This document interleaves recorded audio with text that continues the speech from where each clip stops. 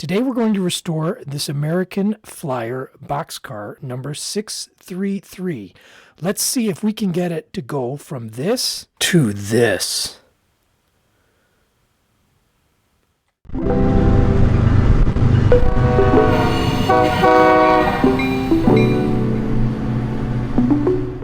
Whenever I do my restoration projects, I like to have a couple of things handy to me. I like to have some paper towels. I also usually have a couple of Q-tips on hand. I'll have a bottle of water or some kind of water. You can also just go to your sink, but I like to keep a baker's bottle like this available right here. It just makes it easy. And then the final thing I like to have is some plastic compatible oil.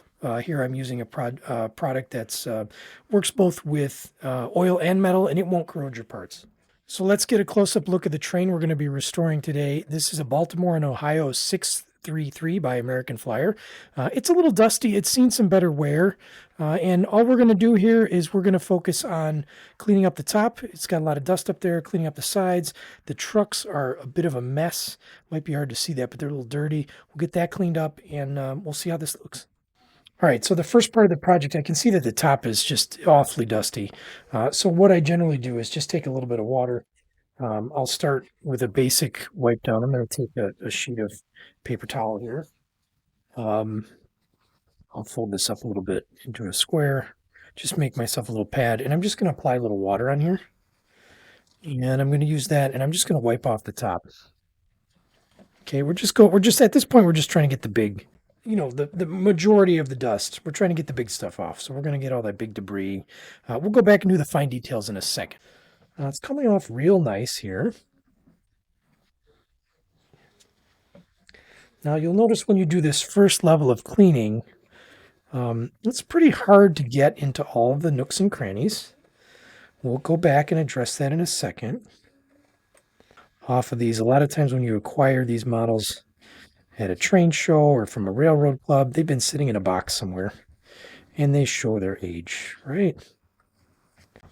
It's already looking much better than when I started. That's for sure. These doors can be a little finicky because they have a lot of detail in them. And with that detail, it makes it a little bit harder to really get that clean, right? I'm also going to go under the bottom side here. You got to be careful on some of the painted areas. I obviously don't want to destroy it or take off any of the labeling, so we're going to be gentle. Somehow these plastic wheels just collect junk, mold. Just really gross. It requires some extra care here. So we'll just get that. Again, just cleaning up the trucks a little bit. I'm just getting to the point here where it might be time to pull out my Q-tips. All right, so for the next piece of work here, you can see right next to this walkway in the top, there's a lot of dust that's accumulated in there, and it's hard to get out. Also on the ends, in the ridges here, the simulated steel plating, there's a lot of dust that's hard to get out. So that's where I usually will turn to my trusty pile of Q-tips. Same approach. I'm just using water, nothing fancy. So I'll just wet the end of that. Again, sometimes I just put a yogurt cup full of water or something like that, and I just dip the Q-tip in there.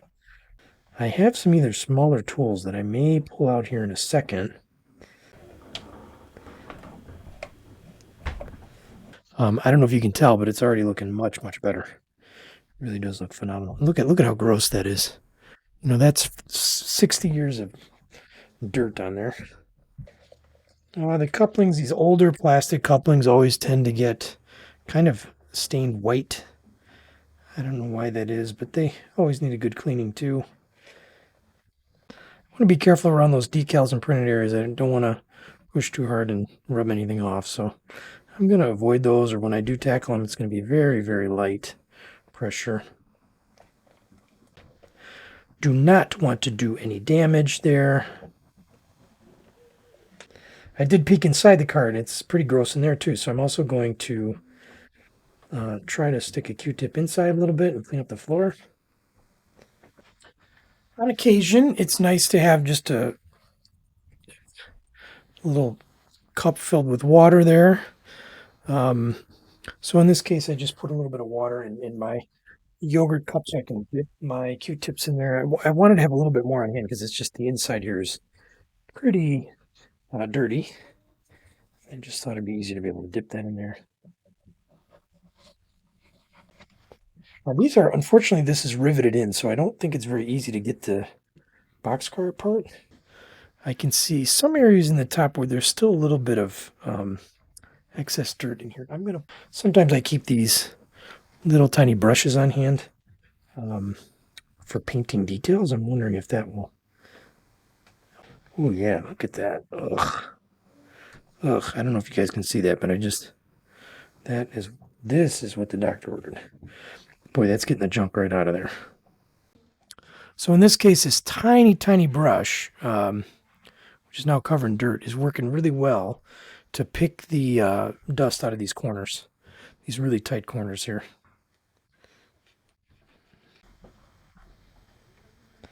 So here I can go in each little nook and cranny.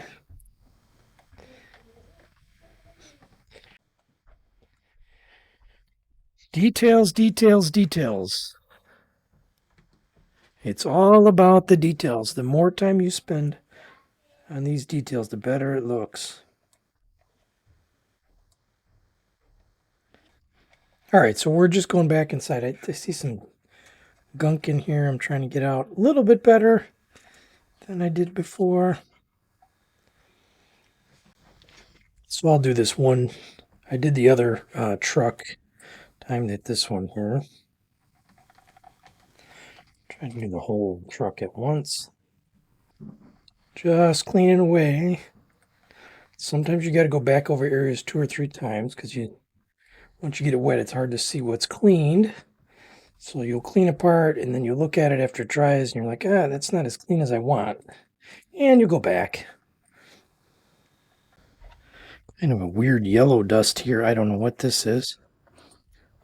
These end pieces kind of, again, they have some crud on them. There's a lot of detail here.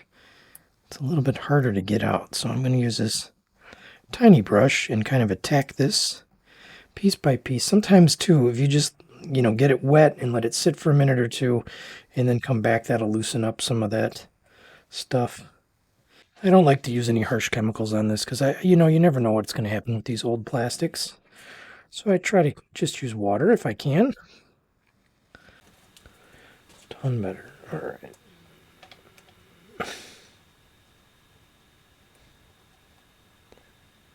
So we are down to really the last piece that I usually cover before I do a final polish on these. Is I will take a little bit of glue, or not glue, sorry. I'll take a little bit of oil, plastic safe oil, and I'll put this on the truck. Now the trick with these American Flyers is that you want to put the oil on the outside of the wheel between the wheel and the truck because that's the part where it spins, right? So I'm just going to put one drop in each side. It's probably been 50 years since anything's hit this. Just one drop. Final thing before I'm ready to show this off is I'm going to take an old t-shirt and I'm just going to kind of buff this out a little bit. There's still some accumulated grease and whatnot on there, fingerprints. And when I use an old cotton t-shirt, it tends to shine it up a bit. And this turns out looking really, really nice. I'm really happy with this.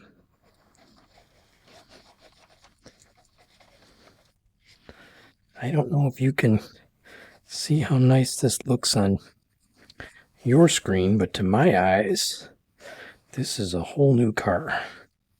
Thanks for watching the full restoration. If you like today's content, be sure to click the subscribe button. Thanks.